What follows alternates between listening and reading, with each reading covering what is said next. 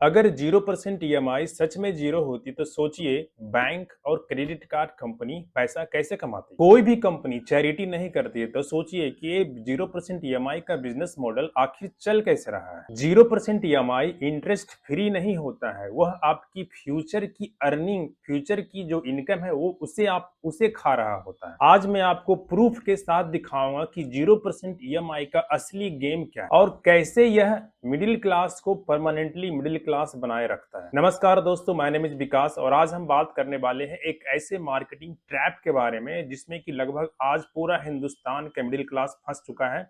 उसका नाम है 0% ईएमआई। तो वीडियो को अंत तक देखिए क्योंकि मैं लास्ट में आपको एक ऐसा फॉर्मूला देने वाला हूं जिससे कि आप डिसाइड कर पाओगे कि आपको ईएमआई लेनी चाहिए या नहीं लेनी चाहिए। तो चलिए 0% ईएमआई को पॉइंट बाय पॉइंट समझने की कोशिश करते हैं। तो पहला पॉइंट है 0% ईएमआई सच में जीरो नहीं होती। चलिए इसको एक रियल एग्जांपल से समझते हैं। जैसे कि आपको 80,000 रुपए का एक स्मार्टफोन लेना है और आप स्टोर जाते हैं और आप स्टोर वाला बोलता है आपको कि 0% ईएमआई है, इस पे बस आपको हर महीने जो है लगभग 6,600 रुपया देना है 12 महीने तक और ये फोन आपका हो जाएगा। तो आपको लगता है कि ये कितना अच्छा है, मतलब इतना कम पैसा में जिसपे कि हमें इंटरेस्ट भी नहीं देना है और आसानी से हमें मेरा फोन, इतना महंगा फोन मैं इसे ले पाऊंगा। लेकिन जैसे ही आप कमिट करते हो स्टोर वालों को कि मैं ये सामान ईएमआई पे लेने वाला हूं, वहीं पे रियल गेम स्टार्ट हो जाता है। स्टोर वाला क्या करता है कि आपको जो है डिस्काउंट नहीं देता, क्योंकि अगर आप कैश पे उसे लेते तो आपको डिस्काउंट दे सकता था।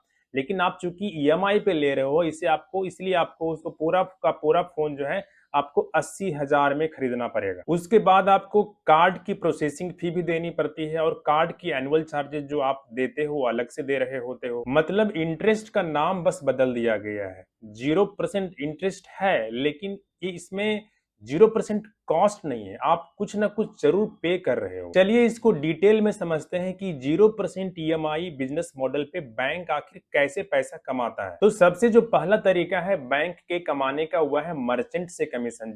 जब आप कोई भी सामान 0% ईएमआई पे लेते हो तो जो मर्चेंट जो होता है, लेट्स से कि आप कोई भी रिटेलर का एग्जांपल ले लो, जहां से कि आप फोन खरीदते हो, तो वो रिटेलर क्या करता है कि बैंक वाले को 2% से लेकर के 8% तक का कमीशन देता है। तो ये तो पहले तरीका है जिससे कि बैंक कमाता है या क्रेडिट कार्ड कंपनी कमाता है। तो लेट से हमारे एग्जांपल में फोन 80,000 रुपए का था, तो उस केस में जो है क्रेडिट कार्ड कंपनी या बैंक जो है मर्चेंट से या रिटेलर से लगभग 4,000 से लेकर के 6,000 रुपए तक कमा लेगा आराम। कस्टमर को लगता है यह इंटरेस्ट फ्री है, लेकिन बैंक ऑलरेडी अपना मार्जिन, अपना जो प्रॉफिट है कमा लिया होता है। दूसरा जो तरीका है बैंक के कमाने का वह है processing fee and other charges. जब भी आप 0% ईएमआई पे कोई चीज लेते हो तो बैंक जो है आपसे प्रोसेसिंग फी चार्ज करती है। कभी कभी ये लगभग 1,000 का भी प्रोसेसिंग फी होता है या उससे ज्यादा का होता है या उससे थोड़ा कम का होता है। इसके साथ साथ आपको प्रोसेसिंग फी पे जीएसटी भी देना पड़ता है। इसके अलावा आपको दो चार्जेस और देना होता है जिसको कहते हैं फोर क्लोजर चार्जेज और जो है बाउंसिंग चार्जेज।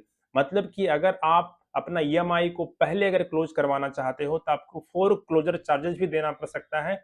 और अगर किसी ईएमआई को आप बाउंस कर देते हो, पे नहीं कर पाते हो, तो उसके ऊपर भी आपको ईएमआई बाउंसिंग चार्जेस भी देना पड़ सकता है। और तीसरा जो तरीका है जिससे कि क्रेडिट कार्ड कंपनी सबसे ज्यादा पैसा कमाती है वह है लेट पेमेंट चार्जेस। जब भी आप कोई ईएमआई को लेट से पे करते हो तब जो बैंक है लगभग 30 से 40% सालाना उस पे आपसे पैसा कमा सकती है। बैंक का एक्चुअल प्रॉफिट यहीं से आता है। जब कोई कस्टमर अपना पेमेंट का डिसिप्लिन ब्रेक कर देता है तब कंपनियां सबसे ज्यादा पैसा कमाती हैं। तो चलिए वापस अपने पॉइंट पे आते हैं। हम लोग समझने की कोशिश कर रहे थे 0% ईएमआई ट्रैप को। तो पहले पॉइंट में हमने देखा कि 0% ईएमआई सच में जीरो नहीं होती। दूसरा पॉइंट है रियल डैमेज इंटरेस्ट नहीं है, बिहेवियर है। बिहेवियर कैसे है? मैं आपसे एक सवाल करता हूं, अगर वह 80,000 का स्मार्टफोन अगर ईएमआई पे अवेलेबल नहीं होता आपके लिए तो क्या आप उसे कैश देकर के खरीद सकते थे? ज्यादातर लोग कहेंगे कि अगर 80,000 रुपए के फोन पे ईएमआई नहीं होता तो वो कभी नहीं खरीदते। मतलब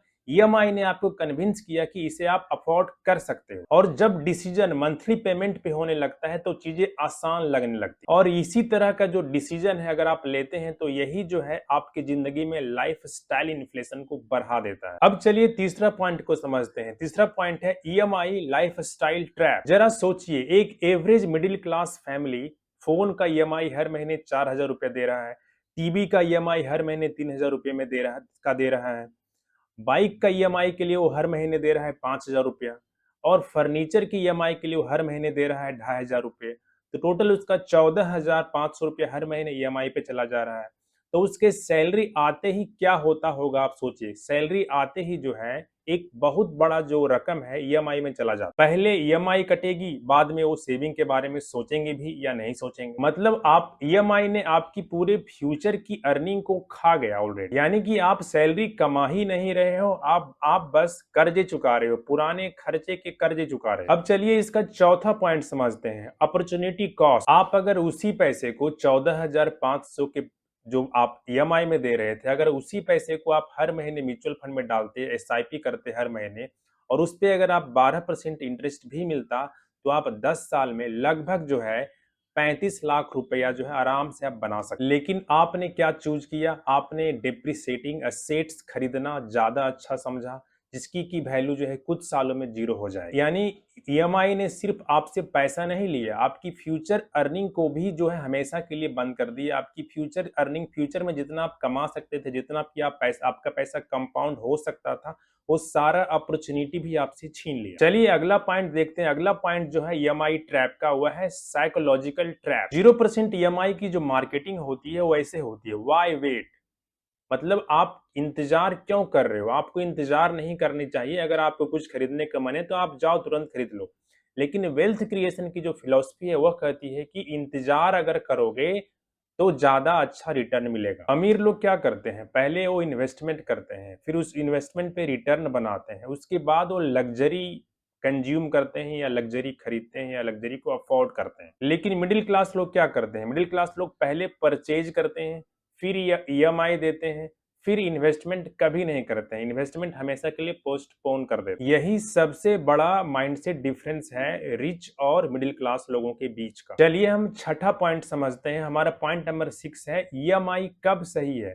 तो हर ईएमआई गलत नहीं होती है। तो ईएमआई किस केस में सही होती है? जब आप होम लोन लेते हो, that is a good EMI. जब आप एजुकेशन लोन लेते हो, that is also good EMI. आप बिजनेस एक्सपेंशन के लिए भी अगर आप लोन लेते हो, ईएमआई पे अगर लोन लेते हो, तो वो भी सही है। तो बैड ईएमआई या बैड लोन क्या है? बैड लोन या बैड ईएमआई है जब आप लग्जरी स्मार्टफोन अगर ईएमआई पे ले रहे हो, ईएमआई पे आप वैकेशन पे जा रहे हो, ट्रैवल कर रहे हो, ईएमआई पे आप कपड़े खरीद रहे हो, वो गलत है।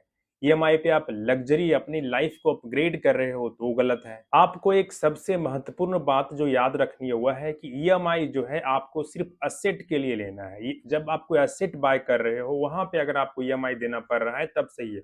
कभी भी लाइफ स्टाइल अपग्रेडेशन के लिए आपको ईएमआई नहीं लेनी चाहिए। आज से आप एक सिंपल रूल ईएमआई का फॉलो कर सकते हैं। अगर आपको कोई भी सामान ईएमआई पे लेने का मन कर रहा है, तो सबसे पहले जो है आप 3 महीने जो है पैसे को सेव करने का ट्राई कीजिए।